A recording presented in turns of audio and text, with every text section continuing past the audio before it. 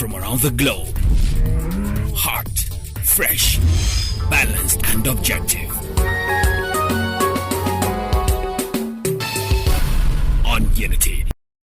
Hello and welcome to News Hour on Unity TV. Today is Monday, 22nd of May 2023 and it's equivalent to 2nd of Zulqa'dah 1444 after Hijrah. The headlines. Presidential poll tribunal parties disagree as court rules on live broadcast today. 128,770 Nigerian students moved to UK in 7 years. 4 dead as explosion rocks Sokoto community. And under foreigners in battles rage hours after Sudan rival agreed to ceasefire. And in sports under 20 World Cup, Flying Eagles struggle to beat Dominican Republic. And those were the headlines. And for details and more of the stories, I am Rukayat Sani Ibrahim.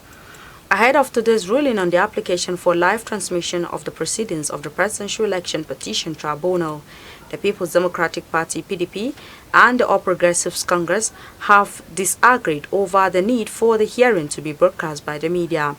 The PDP and its presidential candidate Atiku Abubakar, who came second behind the president-elect Bola Tinubu in the February 25 election, have prayed the tribunal to broadcast its sittings live to Nigerians to enable them to have first-hand information of the processes that will guide the tribunal in determining the authentic winner of the contest. The Labour Party and its standard-bearer, Peter Obi, filed a similar application through their lead counsel, Awakalu San, in which they argued that Nigerians being stakeholders have a right to have real-time information about the election petition proceedings.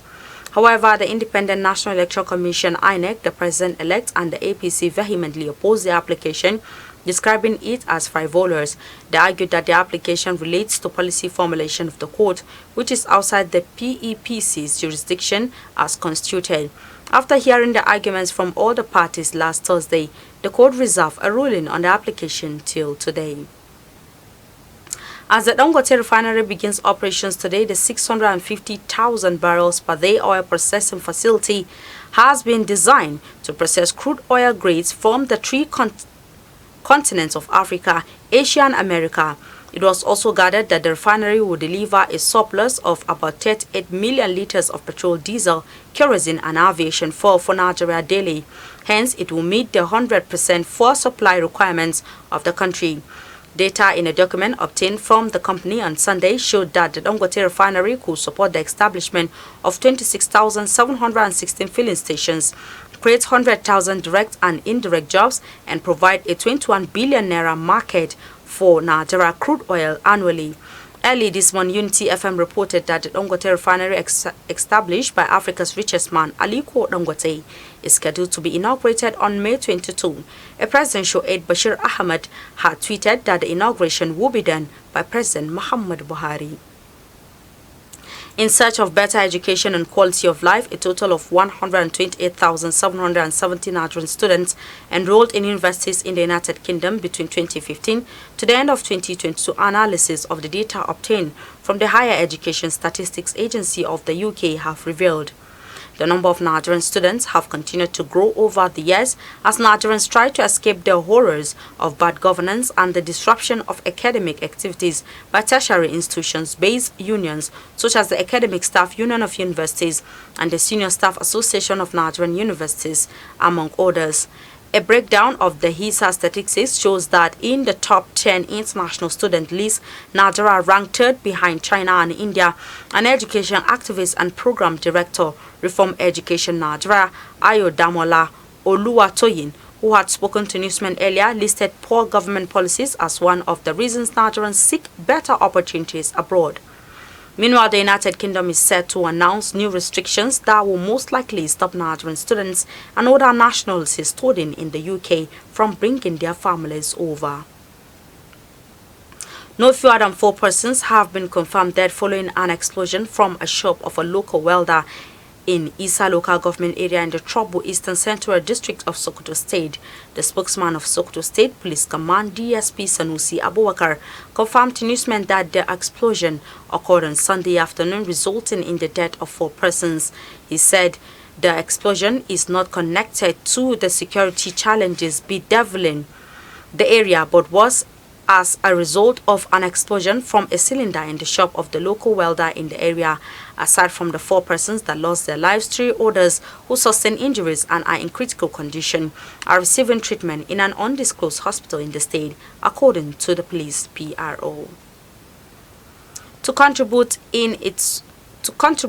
its quota in addressing challenges of electricity supply, Mabon Limited indigenous firm have inaugurated a 40-megawatt Dadinkowa hydroelectric power plant in Gombe State.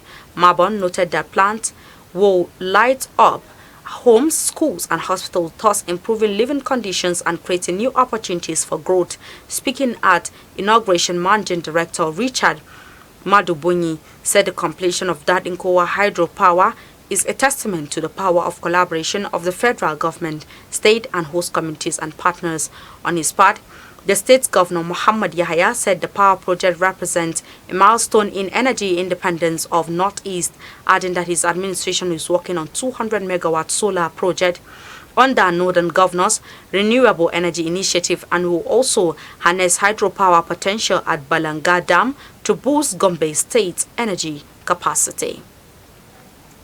A 30-year-old pregnant woman, Likitan Unity, is currently in the custody of the Lagos State Police Command for allegedly stabbing her teenage mate Chinaza Aneme in Lagos for failing to wash her bag.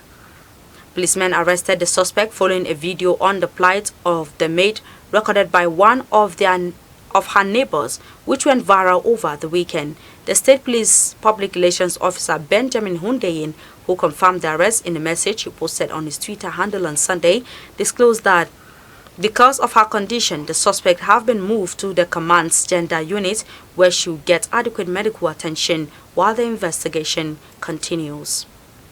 The resident doctors and the federal government have reached an agreement over the 5-day warning strike embarked upon by the association.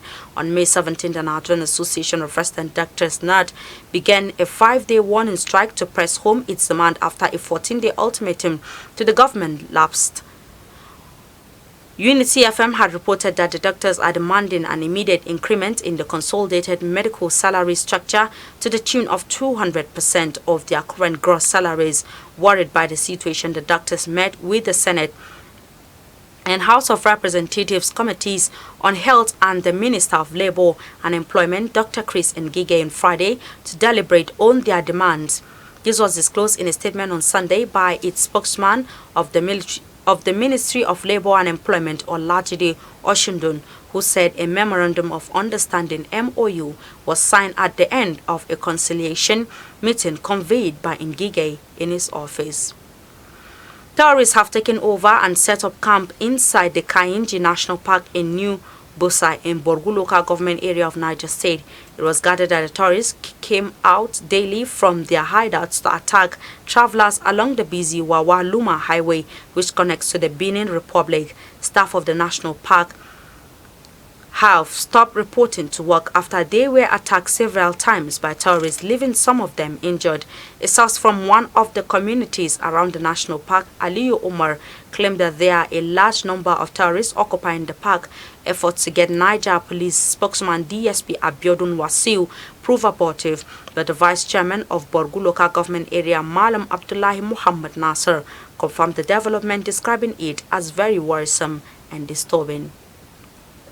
Suspected terrorists abducted an unspecified number of traders traveling along the Kaduna-Birnungwari road. At least 9 people have been reportedly killed by bandits during an attack at Ungwandokwa village near Dogwandawa and in Birnungwari local government area of Kaduna State. Although the police authorities are yet to comment on the incident, the House of Assembly member-elect for Birnungwari State Constituency, Honorable Yahaya Birnungwari, confirmed the incident to newsmen on Sunday. In a telephone conversation, Gwari said the bandits stormed his community at about 2 p.m. on Saturday and immediately opened fire on the innocent residents who were going about their daily duties. He said that some villagers sustained various degrees of injuries and during the attack and were rushed to hospitals at neighboring Funtua in Katsina State for treatment, while most of the villagers fled from their homes due to fear of a fresh attack by the bandits. And on the foreign scene, residents of Sudan's capital again awoke to heavy clashes Sunday morning, just hours after rival generals agreed to an upcoming one-week ceasefire amid ongoing talks in Saudi Arabia. The ceasefire, the latest following many successful truce, have been systematically violated, is set to go into effect at 9:45 p.m. on Monday. The U.S. and Saudi Arabia said in a joint statement multiple truces have been violated since fighting broke out 5 weeks ago, which the Saudi Foreign Ministry acknowledged in a statement published by the official Saudi press agency early Sunday. Lord Khartoum residents who for weeks have been sheltering from brutal urban warfare amid desperately low supplies of food and vital resources were skeptical that this time will be any different. And in sports, Egomero Dipeno own goal and Samson Lowell's winner helped the Flying Eagles come from behind to secure a hard-fought 2-1 win over debutants Dominican Republic in their opening group. The game at Under-20 World Cup at Estadio Malvinas Argentinas in Mendoza. Despite the Flying Eagles' dominance, it was the Under-20 World Cup debutants that drew the first blood in Argentina when Edison Ascona converted from the spot in the 22nd minute to hand the CONCACAF representative their first ever goal at the tournament. Nigeria and the Dominican Republic will return to action on Wednesday against Italy and Brazil respectively in the other match played on Sunday. Gustavo Poiter's last gap strike and Colombia a 2-1 comeback win over Israel in the entertaining Group C opener. Israel took over the lead shortly into the second, though Turkmen sending Luis Marquinez the wrong way from the penalty spot. Oscar Cortez did exactly the same at the other end to level the score. A draw looked on the cards until Puerto tricked his marker and arrowed the ball into the bottom corner. And with the sport news, we've come to the end of our bulletin for today. You can follow us on our social media handles at Facebook, Instagram, and Twitter at TNT Radio FM TV, respectively. You can also watch us live on the satellite decoder and Badarsat, which has been watched in about 38 countries of the world free. You can also watch us and stream us live on our YouTube channel at TNT FM TV. I am Rukayat Sani Ibrahim. Thanks for watching and enjoy the rest of our programs.